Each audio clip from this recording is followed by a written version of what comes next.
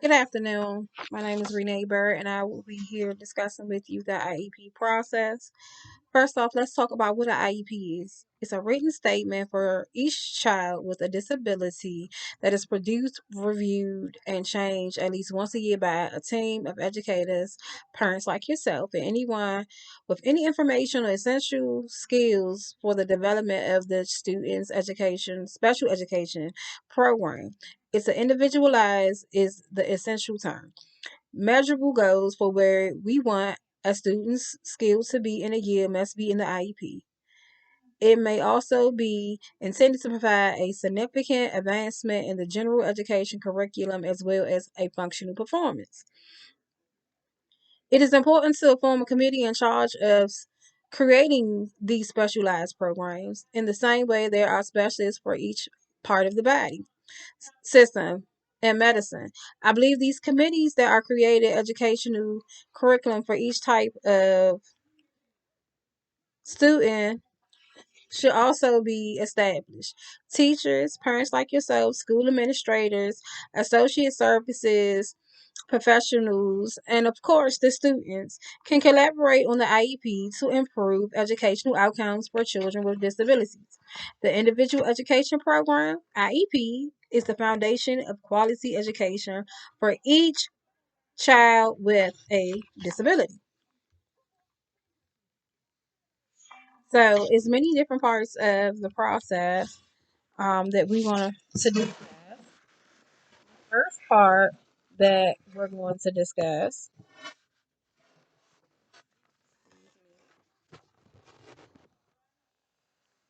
is the referral process. It is if there's any concerns or suspect of a child having a learning disability, a parent, teacher, or school staff can request a referral. This is the very first step of an IEP. It begins with the referral submitted.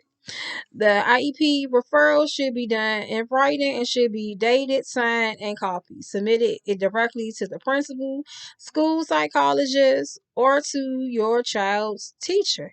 It is important that the referral is taken care efficiently. There are laws that require for the school to act accordingly to the referral with urgency and confidentiality. So, the evaluation process, according to IDEA, the school is responsible to perform different assessments, diagnosis, evaluations, and different tests. These assessments are set to measure if the child is having any learning disabilities or not. The measurements are areas of the assessment focus on the following: language skills, academics, developmental and medical delays or findings, social skills, emotional development, and cognition. So the eligibility determination, special education eligibility is based on is assured by IDEA, however reinforced by the law.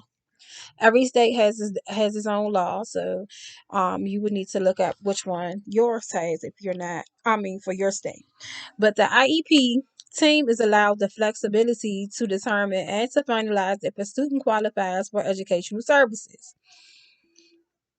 Its criteria states that to qualify for special education services, a child must have one of the 13 disabilities as defined by IDEA, and the impact and disability must create a need for service. As parents, once the decision of the child qualifying for services or not have been completed, the parents have the right to agree or disagree. In this event, the parents do not agree.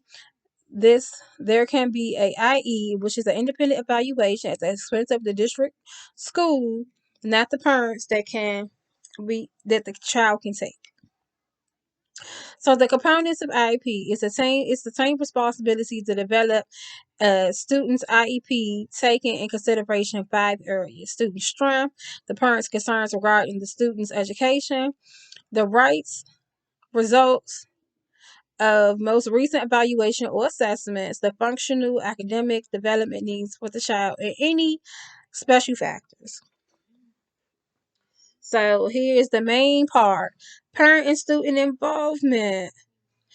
The parents have the right to know and participate in every meeting that takes place in regards to their student's education plan. This also includes all IEP meetings or any meeting about the child's educational welfare, developmental, or behavior.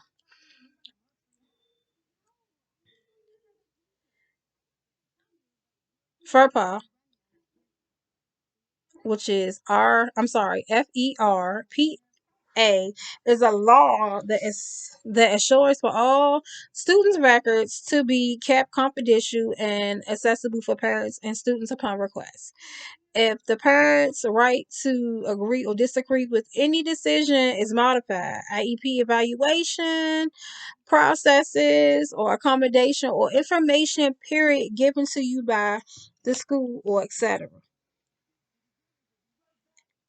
So with that initially said, there are other services that are related services such as counseling, um, physical therapy, speech,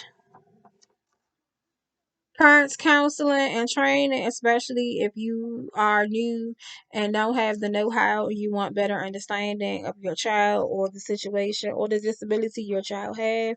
This there are resources out here for you. Recreation include therapeutic recreation, physical therapy, and also occupational therapy. Please know there's a lot out here for you guys, as well as for the child's need and everything. Hopefully, this has initially helped you in getting to know somewhat of what the process is and what your involvement is, as well as your child involvement. There's a brochure that will be attached to this video to help you understand even a little more. A lot of the information I've given you is already there, and also the 12 key points or key components of um,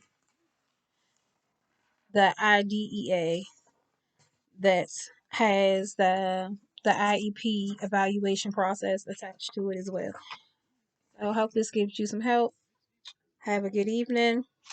Bless you, everyone. Thank you.